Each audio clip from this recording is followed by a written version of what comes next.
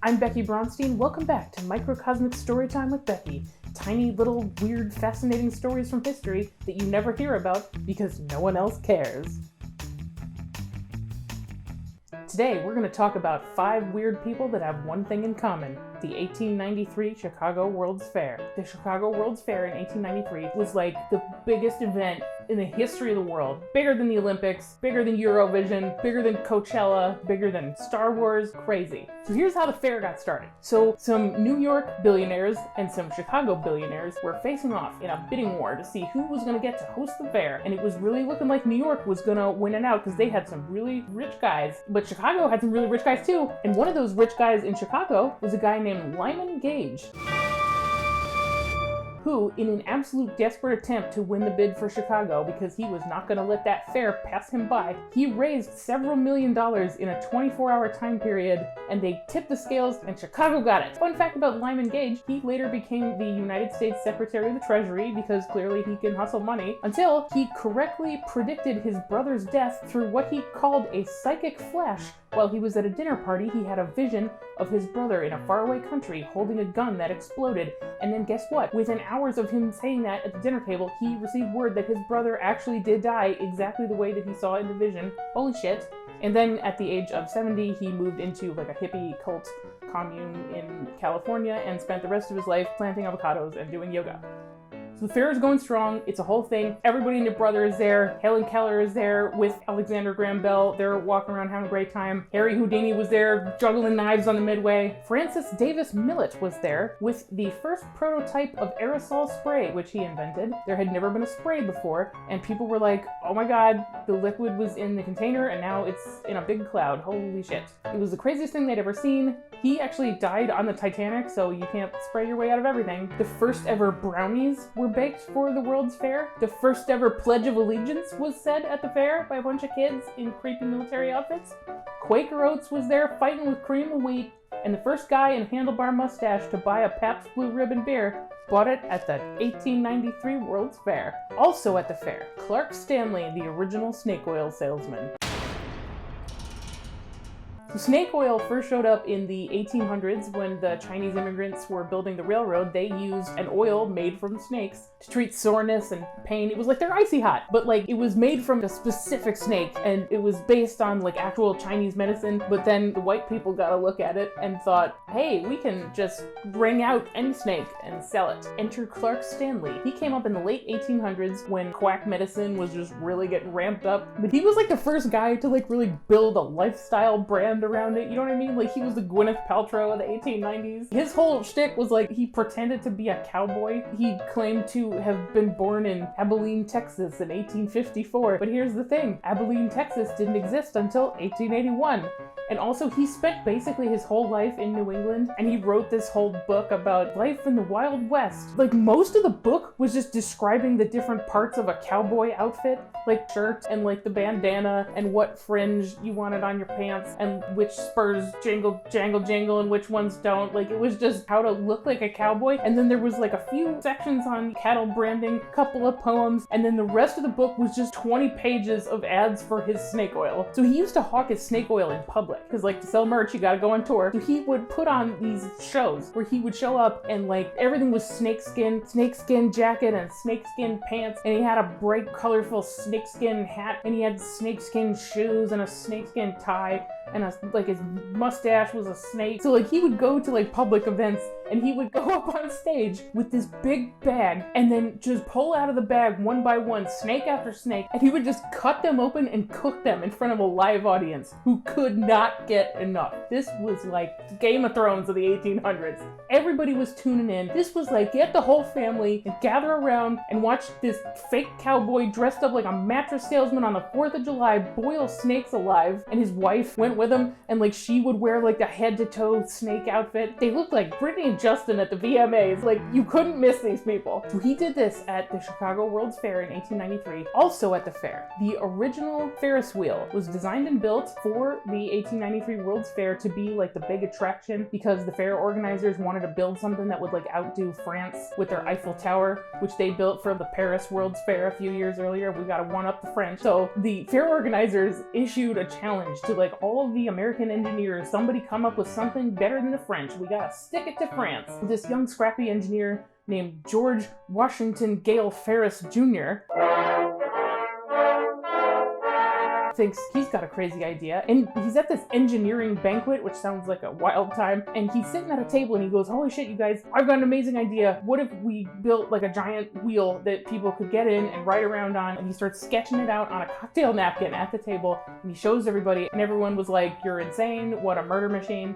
Speaking of murder machines, about 3 miles down the street from the fair was a new hotel being built by a young entrepreneur. Well, when he was building this hotel, he failed to pay his contractor, his architect, and the furniture supplier. And so those people came looking for their money, and when they went into the hotel building to find him and shake him down, they found that he had been hiding the furniture that he did not pay for in hallways that went nowhere and weird like back rooms. And they went digging through the building and they found all these like secret hidden chambers that went to chutes and ladders that like jumped out into the basement. And lo and behold, the guy who was building the hotel, whose name was H.H. Holmes, was actually a psycho serial killer. And he had opened up this hotel to lure in his victims, who would then stay in the rooms, and then he would kill the shit out of them, and then he would have them slide down the chutes and ladders into the basement, where he would cut them up and dissect them and sell their organs on the black market. He actually went to the fair with 2 ladies on his arms, probably went on the Ferris wheel, and then like days later he killed them both. So H.H. Holmes hooked up with this carpenter that he met, who had like kind of a criminal shady past, and he hired this guy to be like his right-hand man in all his like sick criminal schemes. He cooked up this scheme with the carpenter where the carpenter was gonna fake his death, and then the carpenter's wife was gonna collect this $10,000 life insurance policy that he had taken out for himself, and she was gonna split it with H.H. Holmes. So they had this whole plan all cooked up and how it was going to go. H.H. Holmes was like, yeah, it's totally going to be fake. And then instead of faking the carpenter's death, H.H. Holmes killed that carpenter, killed him right in the face, just like killed him to death. And then H.H. Holmes gets his part of the money and gives her her part of the money, and then takes her kids with him on a trip, like a tour of Europe. He just wanted to seem like a nice normal dad with kids while he's like smashing through Europe, killing everybody. And then he ended up just chopping up and killing those kids, of course. Well, he finally got caught and convicted for murdering a bunch of people, and then at his execution, he said that he couldn't help it because he had the devil in him. Back to the fair! So, when the fair was first starting to get going, news was getting out about the fair, people were starting to hear about it, everybody was excited, everybody wanted in on the fair. This was like the biggest business opportunity ever. So, Buffalo Bill Cody,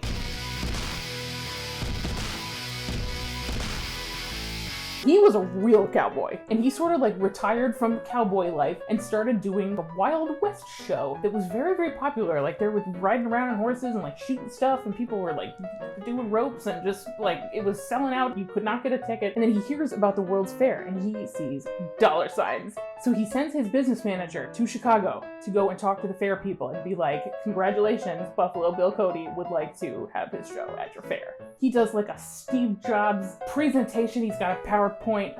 He's got confetti, he's making it rain, and he does this fabulous pitch about how, you know, Buffalo Bill Cody's Wild West show is going to make you so much money, and you're all going to be so very rich, congratulations. But the fair organizers were like, yeah, totally, that sounds great, it's going to cost you 50% of your proceeds to be in the fair. And like, not 50% of profit, literally 50 cents out of every dollar that you bring in is going to the fair. So the business manager went back and told that to Buffalo Bill, who was like, ha ha ha, you've got to be joshing me with that shit. Because he was a big star at the time. His show was like, he was his own Comic-Con. So what he did was, Buffalo Bill Cody rented 15 acres of land right next door to the fair, and he had these posters printed up and hung all over Chicago that said, I am coming. So the Rattlesnake King, he was also rejected by the World's Fair, but he just slithered in under the fence and put on his own show anyway. And it was a good show, man. Snakes in a bucket, snakes on a plane, people were buying his snake oil, hand over slithers. So he starts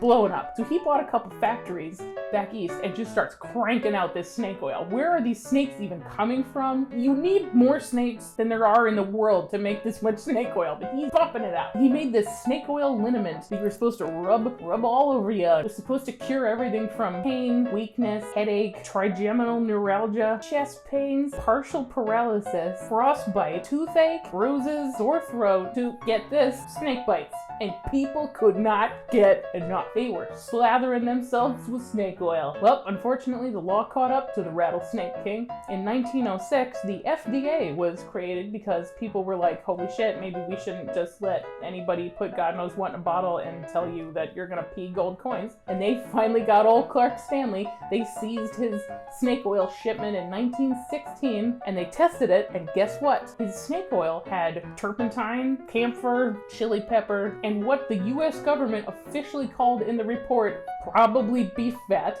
but not one drop of snake oil was in the snake oil. Are you serious? Not one scale of a snake was in that snake oil. It was snake oil with no snake in it. Like, how much more snake oil can you get? That's why he's the OG, because he was a snake oil salesman selling snake oil with no snake oil in it. My man. So it wasn't even snake oil. He was exposed for being a bullshitter, but like, since there wasn't anything like toxic or poisonous in it, like they only fined him $20, and he was just like, you got me, and just threw his hands up and shrugged and was like, you got the old rattlesnake king. He was telling rattlesnake lies. He just paid the $20 and slithered off into the sunset. And to this day, nobody knows what happened to him. Where did he go? What did he do? Was his name really Clark Stanley? Were he and his wife the same person? So, remember our Ferris wheel guy, George Washington Gale Ferris Jr. The organizers told him he was insane and that a giant wheel was never going to be safe. But he rounded up some investors and was like, this is totally going to work because, you know, if you don't love your own giant wheel, how in the hell are you going to love somebody else's?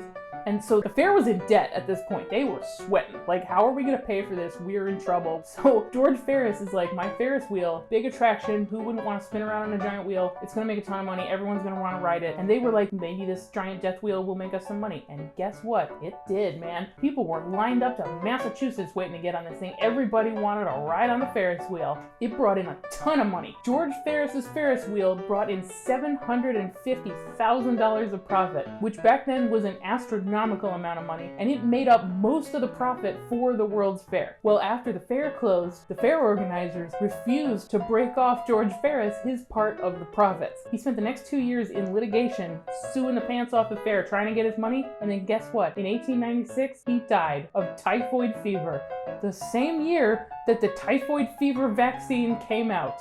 Ain't that some shit? So back to Buffalo Bill Cody. He bought that 15 acres of land right next to the fair, right? He trucks in his whole show 4 weeks before the fair opens. He's got the whole crew. He's got Annie Oakley doing the red carpet. He's got jugglers. He's got elephants. He's got buffaloes. He's got like smaller buffaloes riding bigger buffaloes. And he sold out damn near every show. So one day, the mayor of Chicago asked the World's Fair organizers if maybe there could be like one day where, you know, like the poor kids in Chicago could get into the fair for free. And fair organizers were like, no fucking way, we hate the poor. Well, Buffalo Bill heard about this and immediately announced Poor Kids Day at the Wild West show. And he not only let in all the poor kids in Chicago, he bought their train tickets, he paid for their admission into the show, he bought them treats and snacks and like all the food they could eat. He let them wander around the grounds and like pet the buffaloes and shit. He had 15,000 poor kids come to his show and they called him Champion of the Poor. So Buffalo Bill Cody's Wild West show closed one day after the World's Fair closed. Purely out of spite, I'm sure. And during his run, he had more than 5 million people come to his show and cleared $1 million in profit, which today would be like $30 million. And here's the thing, the World's Fair made the same amount of profit. They also made $1 million, but they had to split their $1 million profit between 30,000 investors. Buffalo Bill Cody got to keep it all. So he packed up his cash and left all the way to Wyoming, and he donated to a bunch of churches, and he paid off some debts, paid the buffalo. He bought a bunch of buffalo treats. He bought some milk bone for the buffaloes. You know, some sausages, like some buffalo sausages. Buffaloes like sausage. He bought some new hats, gave Annie Oakley her own trailer, and like he used that money to found a town named after him, Cody, Wyoming. And that town is still there today. You can go there. He's not there anymore, but he was actually a pretty cool guy. He was real cool about supporting Native American rights and women's rights. Who would have thought? So the moral of the story is, know your worth. Whether it's believing in your city, your scrappy small business, your crazy idea, your life insurance policy, or your spectacular entertainment that got rejected by the biggest festival in the world, nobody goes down in history by listening to the people who tell them they're not enough. Thanks for watching. Don't forget to like the video if you enjoyed it, and subscribe to my channel for more stories and other fun things. You can follow me on Twitter at Becky from Alaska and on Instagram at Becky Braunstein. See you next time.